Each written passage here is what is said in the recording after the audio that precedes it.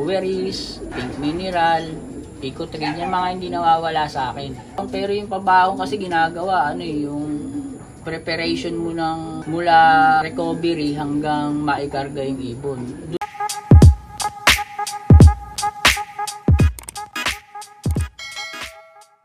Tapos ikaw pala Sir Jay, paano ka mag-prepare ng mga breeder mo bago isabak sa breeding? Siyempre, yung dilus, katapos yung deworm, kung kaya natin ibilad muna sa araw ng mga ilang linggo para mas maganda yung kondisyon. Ganun yung ginagawa ko.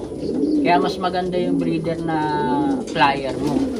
Mahirap lang kasi pagka hindi napapalipad. Tapos sir, sa mga breeder mo, paano ka pumili ng pagpaparisan sir? Anong pinagbabasihan mo? Bukod sa physical, siyempre yung performance ng magulang. Kung sabi nga ng kumbaga isa sa mga ina-idol natin ni Boss Aldi, pumili ka na lang dun sa may mga record. Kung kaya mong kunin yung winner, mas maganda. Kung hindi man, yung kapatid, para siguradong meron kang aasahan. Kaya ganun na lang din sa mga kakilala lang din natin tayo kumukuha ng ibon para hindi man natin kaya yung presyo ng mga winner, nakakuha tayo mismo ng kapatid. Sample ko, eto. Babalik ko na to Ito mga kalapatid, safety yung mga breeder dito ni Sir Jay, 2 pinto. Tapos may pinto pa dito. Sample ko lang. Ito yung binigay sa atin ni paring Barkley. Yung full sibling ng winner niya ni si One Eye. Ano bang naging achievements doon sir, nung 1 eye niya? Alam ko, overall din yun ng Norte. Katapos lap champion, multiple polling winner. Maraming hinakot yun kumbaga, sabi nga, kung kukuha kayo ng ibon, sabi nga ni Boss Aldi, kunin nyo na yung the best na makukuha nyo. Syempre, wala naman tayong ganun financially.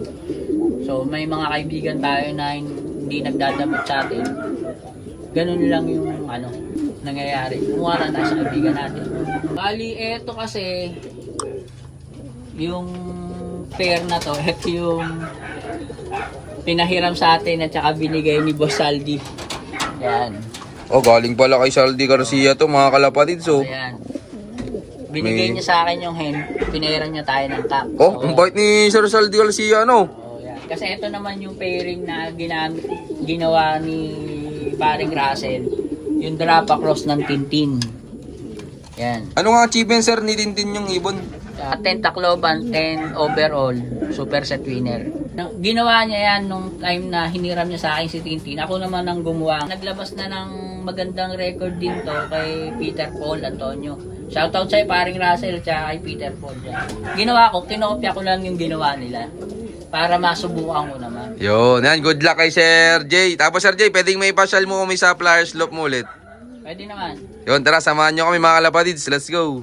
Yun, welcome mga kalapatids dito sa Flyers Slope ko. Ito mga kalapatids. So, ano to sir? Sama na yung pang north mo tsaka pang south. Oo.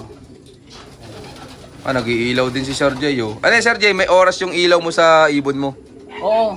Usually, tawag dito, pagka nagmo-mall, mag-iilaw ako. Pero pagka hindi naman, hindi na. Adi pang ano lang yan sir, pag derby na, wala nang ilaw. Wala na. Para lang mabilis mag-mall. Tsaka maganda rin minsan mag-darkening. Kaya minsan tinatakpan ko to. Yan lang yung ibon ko. Ito mga kalapatids. Ganun. Bali ito sir, mga pang south na po. Yung ibang stock ko, tinuturuan ko. Kaya mayroong mga stock dyan na pinalilipad ko. May mga off-color Sir Jay. Oh. Anong bloodline ng mga itim mo Sir Jay? Yung bloodline na yan, bali, money maker yan, cross ng Mary paring Barkley. Yan. Sana pala training nyo sir ng South Race? Dapat nung nakaraan sa AR, unisan kaya lang, Tayabas na lang na hindi nagkaroon ng problema yung truck.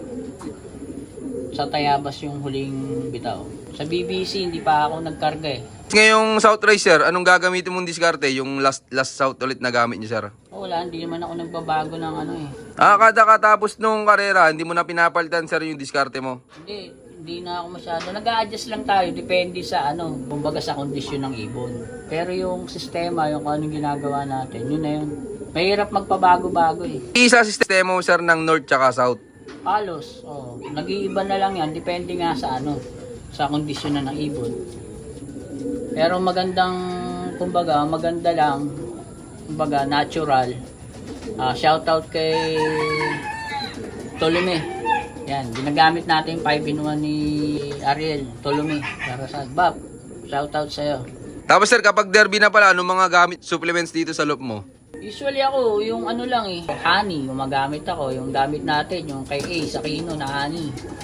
Tapos yung mga, inahaloan ko lang din ng mga powder na inahalo natin, yung mga breweries, pink mineral, picotrine, yung mga hindi nawawala sa akin. Yung mga painom naman, natural na lang, yung mga electrolytes, yan, yung magamit tayo niyan. Tapos yung ideal, mga pagka may nagpapatulog na tayo ng Tapos sir, ano palang pabaho mo sa ibon mo? Usually, pabaong ko, laging may tatanong ng pabaong, pero yung pabaong kasi ginagawa, yung preparation mo ng mula recovery hanggang maikarga yung ibon. Doon ako yun nga, yung mga supplements na yan, inaano ko sa mga pagkain. Si Sir Jay pala mga kalapatis, more on sa binding sir, sa patwa. Kasi nakakatamad yung magsubo eh. Kaya tawag dito, yun lang, yung ginagamit ko. Pagka tawag dito, sinusubukan ko lang na ideal, yung ibon natin, arrival at saka before basketing. Pagka nakita mong durog, yun, ilagyan mo ng recovery cup sa mga Depende nga sa kondisyon. Hindi pwedeng karga ka lang ng karga ng gamot. Tapos sir, sa patwa, may dinadagdag ka pang mga grains sa gamit mong feeds? Wala na akong dinadagdag. Talagang lang kung ano yung kalapatids. Yun lang. Wala na tayong ibang dinadagdag. Kahit tingnan mo yung ko eh. Yung katuwaan ko eh. Gano'ng katagal ka na Sir Jay na gumagamit ng kalapatids feeds? Mula umpisa pa lang, puti pa sa ako. Puti pa yung sa ako ni Boss Ronald. Bago pala magsimula si Boss Ronald ng kalapatids na talaga yung ginagamit namin. Isa pa pala, yung ginagamit ko, yung Kabalen Sneaky Mix. Yan, gumagamit tayo niyan. Pagka arrival, yun yung pinakakain ko. Kung nakikita niyo yung mga pinopost ko, dito ko pinapakain yung mga bagong dating. Dito pala yun mga kalapatids. So, para makainom sila ng maayos. tapos sir, kapag Friday, ikaw ba, plain water na lang o may halo pa sa tubig? Pag Friday, nagpapainom ako ng electrolytes umaga. Pero sa gabi, plain water lang. Katas yun, ideal. Kasi nga, may binabind na ako sa pagkain nila. So, hindi na ako masyadong nagpapainom na. Kasi, baga sa hindi mo naman kailangan gamutin masyado eh. Nakita mo naman yung katawan maayos at saka mararamdaman mo sa hipo pa lang kung kung maayos eh. Yun, maraming salamat Sir Jay. Tapos Sir Jay, tingin mo ano yung pinakang importante sa pagkakalapati para manalo? Mahalin mo lang yung pagkakalapati. Kumbaga, mag-enjoy ka lang. Huwag ka na masyadong kumbaga, i-enjoy mo lang yung pag-iibon mo. Hindi mo kailangan makipagkumpetensya sa mga, kumbaga sa mga kung kani-kanino. Yung sarili mo na lang ang tingnan mo. Kung ano yung achievement mo, improve mo. Kung ano yung kulang mo, i-improve mo. Kumbaga, dun lang. Kasi hindi mahirap eh. Pagka hindi ka nag-enjoy, kahit na walang, hindi makuha yung happiness talaga eh. Pag nag-enjoy ka lang sa mga ginagawa mo, kahit simpleng bagay, masisayang Muli ako po si Jay De La Paz ng Binangonan Rizal, and I love this game. Yan, maraming salamat sa patuloy yung suporta mga kalapatid. Siyempre maraming salamat din kay Sir Jay yan sa pagpapaulak na makapag-love visit tayo sa kanya. Sir Jay, baka pala may mga gusto kang i-shoutout dyan. Siyempre, shoutout sa Tropang Kangkong, kay Reggie Cruz, kay Master Pogi, kay Boss Mike, kay Ace Aquino, kay Nila Aquino, kay Cloyd Abanyo, kasama natin, tsaka kay Jaime. Yan. At saka sa mga tropang natin na tiga Caloocan, di ko na kayo may isa-isa. Boss Ronald Gonzales, shoutout sa'yo sa team ng Kalapatids. Mga vloggers ng Kalapatids, shoutout sa inyo lahat. At shoutout nga pala kay paring Barkley ng Angeles. Shoutout sa'yo, pre.